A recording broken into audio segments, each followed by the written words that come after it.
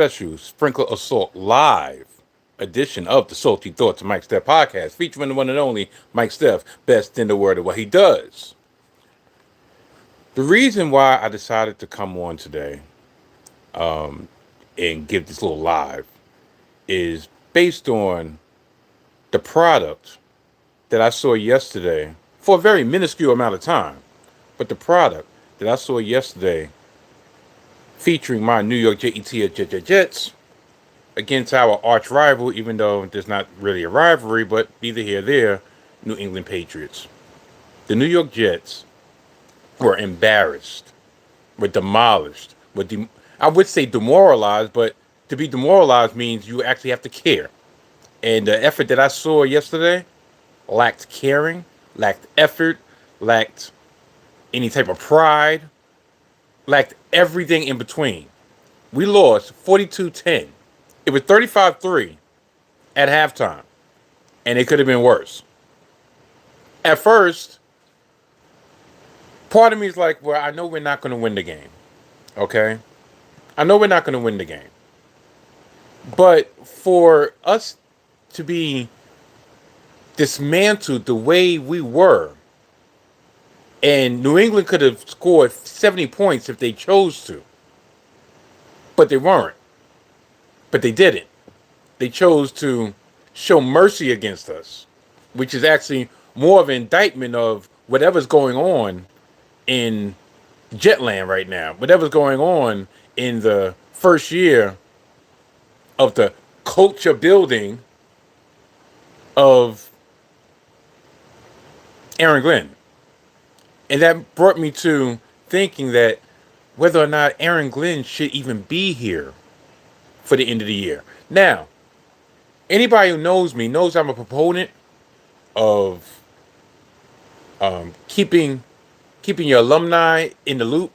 Knows damn well I'm a proponent of African American head coaches and getting more of a fair share, a fair opportunity instead of, okay, here's your crap roster.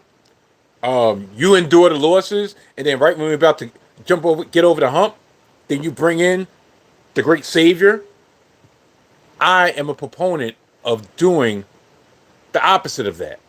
So when we decided to hire Aaron Glenn, a former star of the New York Jets, and I've said this in the past, and I'll reiterate it, that I was actually there 1994, where when we drafted Aaron Glenn from Texas A&M.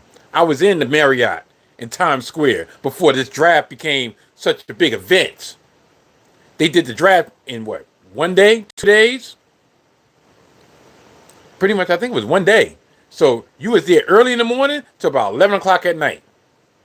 And gradually, after the first and second round, gradually the crowd dissipated and only the hardcore or the depraved of the depraved were there watching to seeing, especially if their team was going nowhere, which unfortunately our Jets were at the time. That's where we was able to snag such a specimen of Aaron Glenn. But neither here nor there. Not gonna go into history so much. I'm just letting you know I got blood in the ground. I'm just letting you know that I've been a New York Jets fan for 42 years. I'm 49 years old. I've been a Jets fan for 42 years.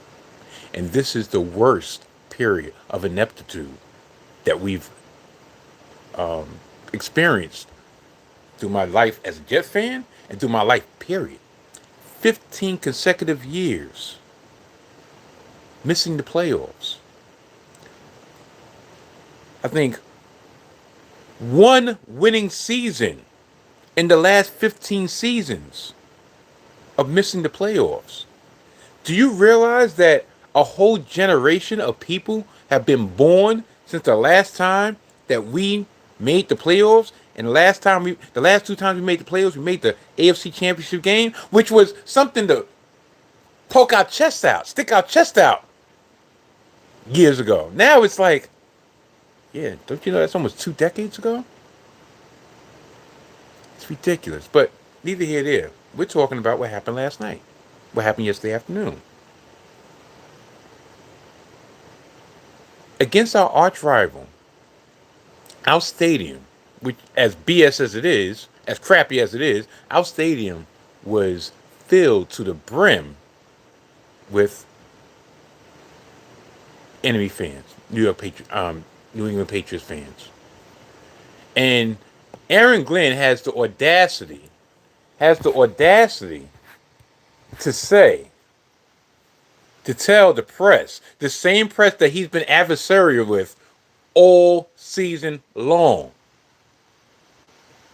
Now all of a sudden he wants to take a step back. Now all of a sudden he wants to be humble.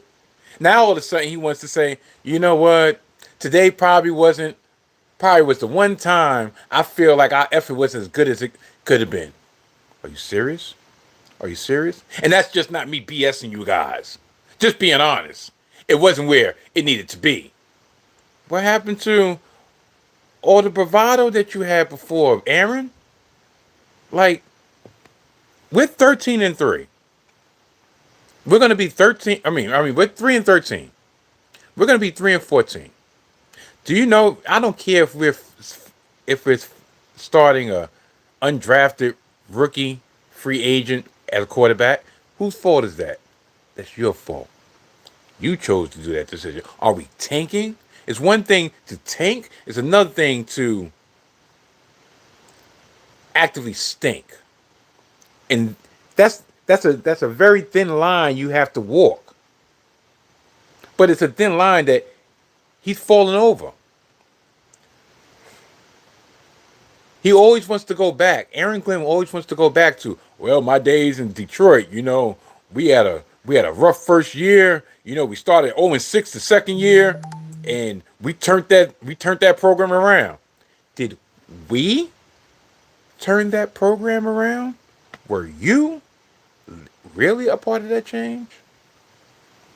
And here's a glaring difference. Number one, they had a competent quarterback. Yeah, I know Jared Goff was thought of very, very lowly when it came to him coming to Detroit because he was literally traded for Matthew Stafford. I get it. But you had a competent quarterback. We had zero.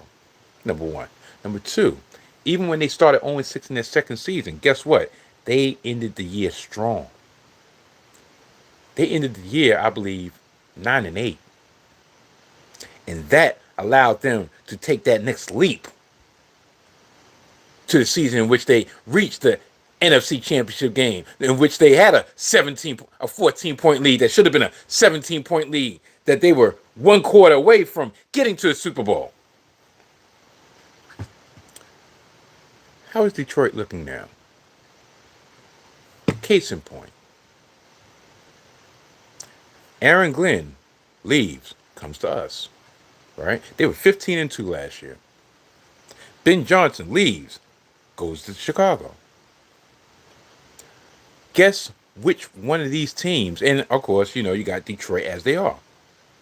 Guess which one of these teams, those three teams, Detroit, the Lions, and the Jets, guess which one of them are actually going to be in the playoffs? The Bears. Yes. But Ben Johnson. Detroit, they look lost. And the Jets, well, look like we got the lesser end of the bargain. But, like I said, last night,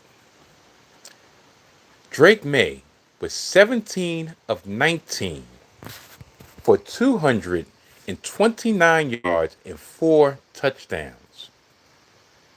Do you know at one point of the game, New England had more touchdowns than the Jets had first downs?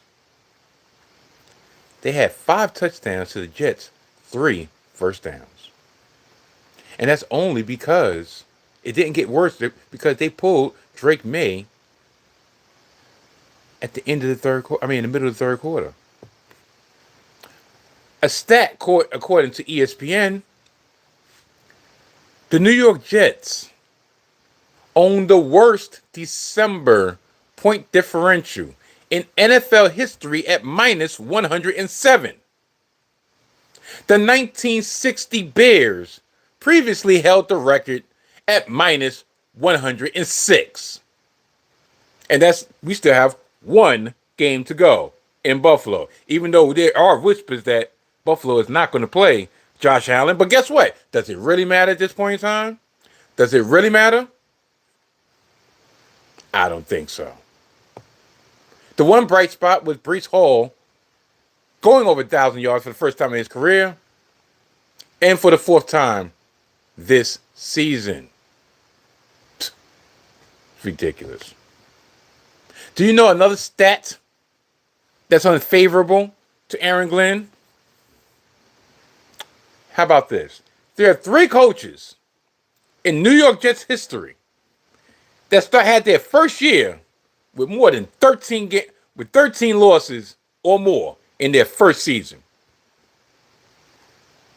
Robert Saleh, in his first season, was 4-13.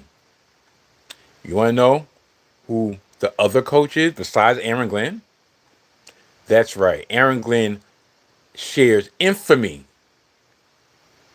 with Rich Kotite, who was 3-13 in his first year, before going 1-15 in his second year. It's ridiculous. It's ridiculous, I say. It's like one of those things that can't happen, shouldn't happen. What's even worse is this narrative that was coming out courtesy of the New York Post about the Jets, Armand Membu being a dirty player. Toward the end of the half, now, the reason I bring this up is because on Jets post-game live, Bart Scott, Willie Colon, Connor Rogers, Steve Gelbs, they were patting Membu on the back, giving him kudos for the fact that he was the only one that showed emotion. He was the only one that really showed like he really cared about this game. He cared about the fact that they were getting their ass whooped. Right?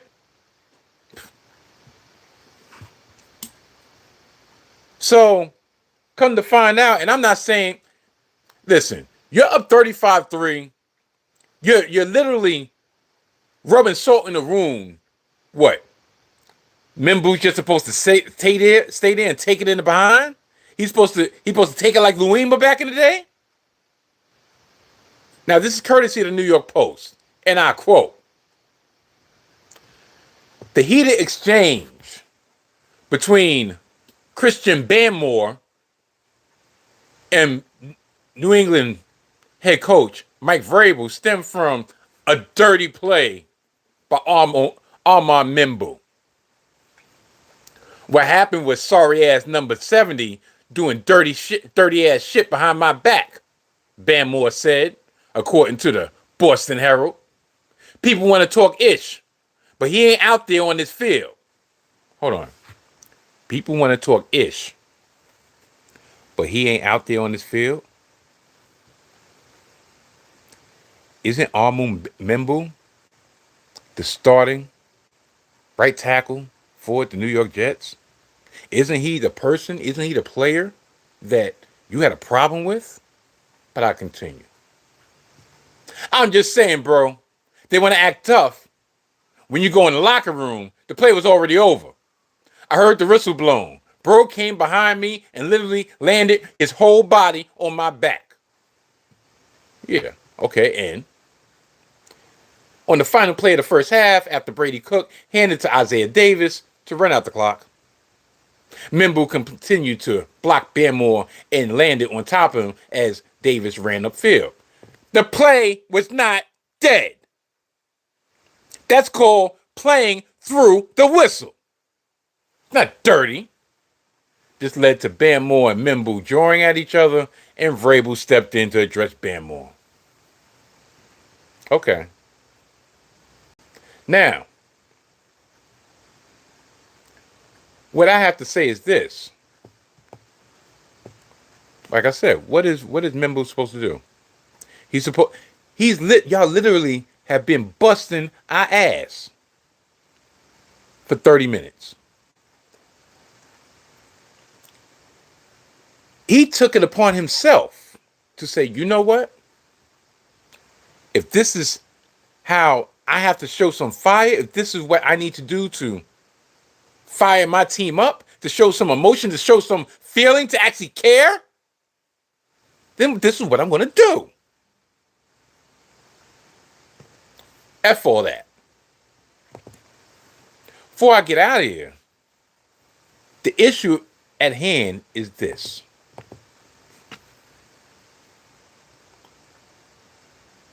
Do you, as a New York Jets fan, want Aaron Glenn to be responsible, to have the responsibility of taking the assets that we have garnered throughout the year and be responsible for trying to get the assets, to turn the assets into players for us to eventually get to respectability? I know you expect me to say get over the hump. No. To eventually get to respectability. Do you? What has he shown that he earns that right? Think about it. We started out 0-7. 0-7. The only reason why we did a fire sale at the trade deadline is because we were 0-7. Our season was effectively over. Quentin Williams did not want to be here. Sauce Gardner, I don't know. Maybe Aaron Glenn said, you know what, he's not my type of player. Plus, it seemed like he's injury prone, which unfortunately he has shown in effect in Indianapolis. Maybe they actually knew something about his concussion history, and that's why they decided to cut ties and before all that guaranteed money went in effect. But neither here nor there. We were 0-7. You started out this season implying that the talent is here, they just was coached improperly. And then 0-7 comes and you're jettisoning players out. Did you get assets for them? Or should I say, did Darren Muji get assets for them? Yes, he did. But are you the right coach? Are you the correct coach to coach them? You're a defensive you're a defensive coordinator, right? You're supposed to be a defensive, I wouldn't say mastermind, but you're supposed to be a specialist on that side of the ball.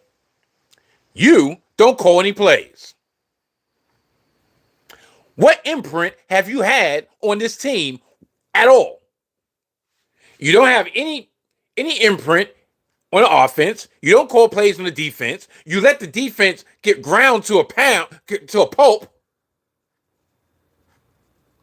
You hired Steve Wilkes, who unfortunately has been one and done at all, like last 5 stops, 1 year, done.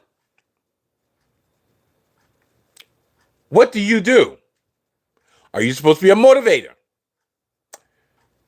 Based on the last 4 games, what have you motivated? Think about it.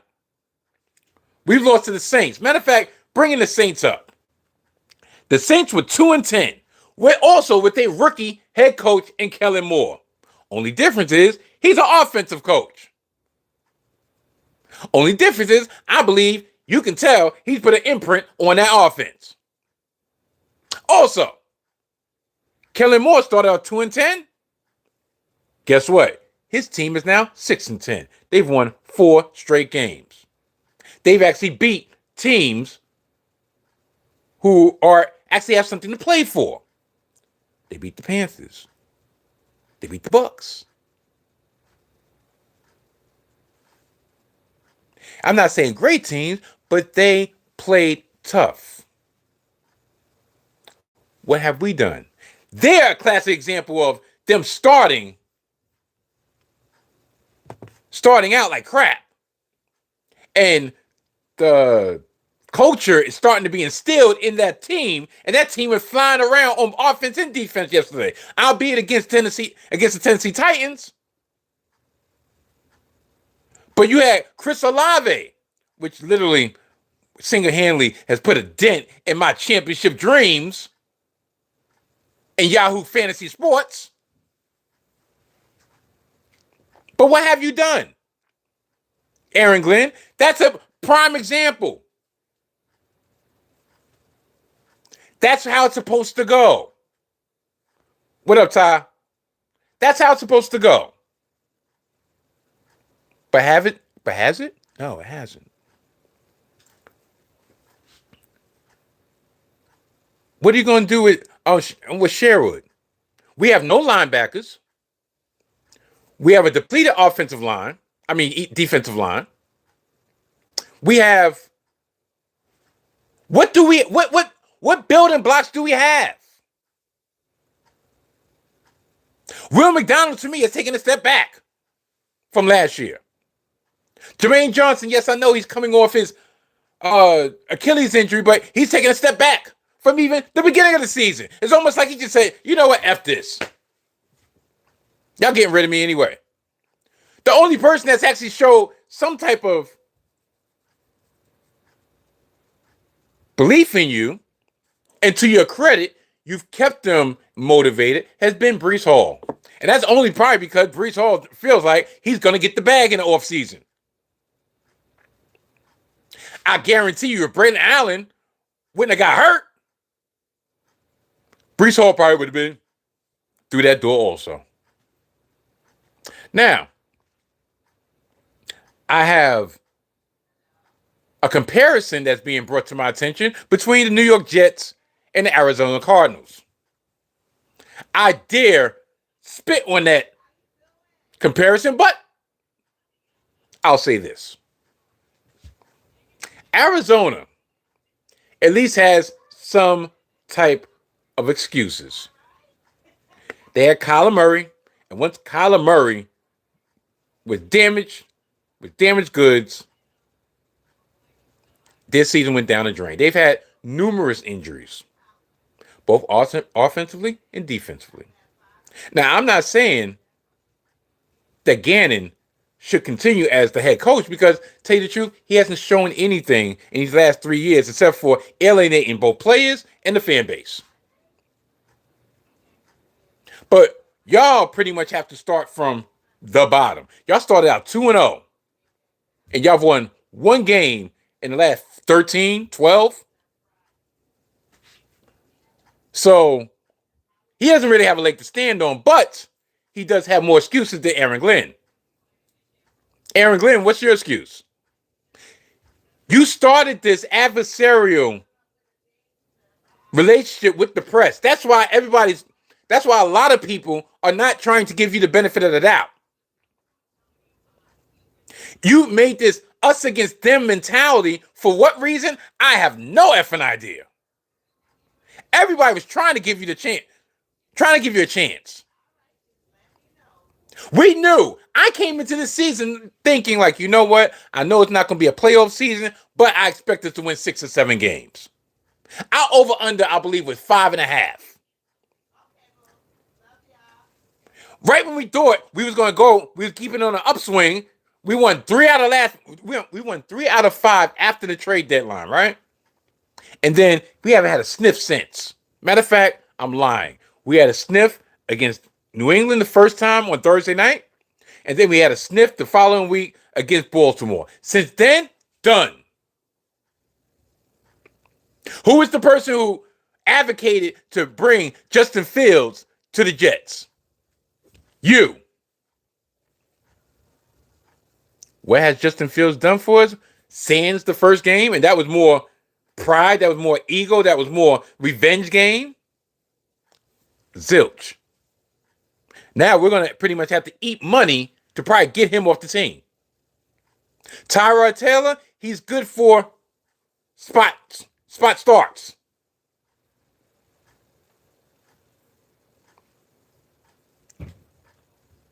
That's why we're in this situation where we got Brady Cook and we have Martinez. Now, Last thing before I go.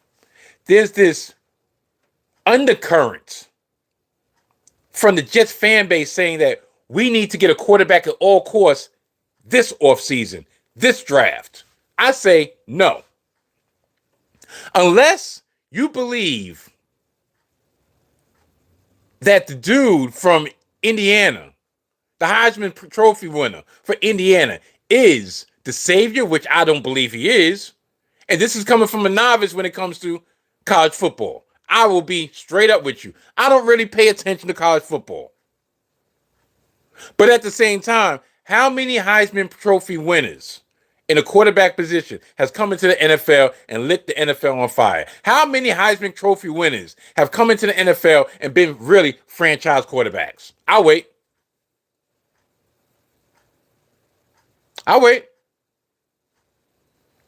My thoughts exactly. What I believe we need to do is not blow all our assets, but use the majority of our assets this offseason in this draft to build the rest of the team up. Defense, definitely number one. All levels of defense. Secondary, linebackers, defensive line, depth. We need wide receivers. Tell you the truth, we need running backs, but we need wide receivers. We need depth on the offensive line. The free agent class, when it comes to the quarterback scene, I get it. Not much out there. Tell you the truth, I've heard from various places that people are looking at Jacoby Brissett. Yeah, I said it. Jacoby Brissett. Tell you the truth, I think he might be under contract himself. Mac Jones, under contract. But next year, we're not going to win anything either, unfortunately. But you use this opportunity, use all these assets to plug all these holes. So therefore, the next draft, 2027, when it's a better crop of quarterbacks, and our team is actually better able to support said quarterback, when we really know what Aaron Glenn is all about, whether he deserves to have a chance at a quarterback or not, that will be the best opportunity for us to succeed. That's my belief. Because at this point in time, 15 years, 16 years, does it really care? Does it really matter? It doesn't. But what matters is starting this foundation. Yes, after all these years, we actually have a representative offensive line. If they don't get mired in the muck and the mediocrity that is the New York Jets organization, franchise, crew, the whole nine. We have a base offensively. Garrett Wilson, I think it was Booger McFarland talking about he would trade Garrett Wilson. Are you out your effing mind? No. I mean, unless that knee is actually more damaged than they're letting on. But no, we don't do that. We keep it riding. We ride. We need somebody on this offense besides Breece Hall that still has some stake, that has some roots in. Listen, how many players have we drafted that never made it to their second contract? That were actually productive players in the NFL. How many quarterbacks have left New York to maybe not flourish, but survive? Case in point, look in Las Vegas, Geno Smith. Got his jaw broke, sat on the bench for years, resurrected his career until this year. Sam Darnold. And, still questioned about him being clutch, but listen, he went 14-3 last year, and he's, 13-3 this year? 27-6 in his last two seasons.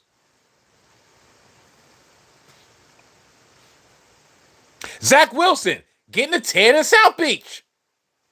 Couldn't even beat out the rookie Ewers. But he got out of New York. When Sean Payton says, you know what, I'm good, get out of here, you know you're a bust. But he's still collecting checks. When somebody told me there's a book, there's a fan book for the greatest, the marquee players of the New York Jets over the last 10 years. And Josh McCown is actually featured prominently in that book. I'll rest my case. Josh McCown.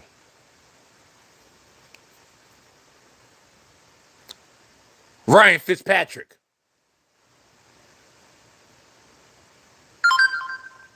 Matt Sims. Can't forget Matt Sims. Can't forget Matt Sims.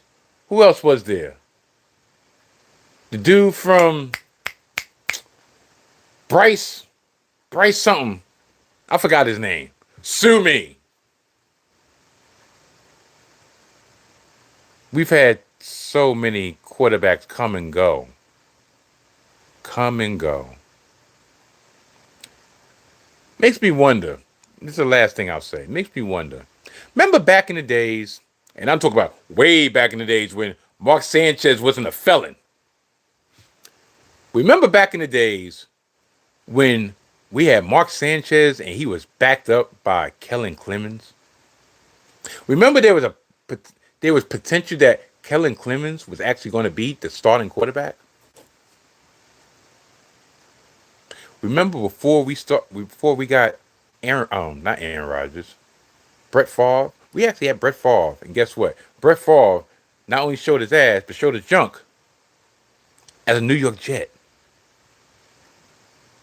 I wonder if the New York Jets would have never had Brett Favre in their vicinity, on their franchise, would he have been exposed for the no good individual that he's been, the scam artist that he's been?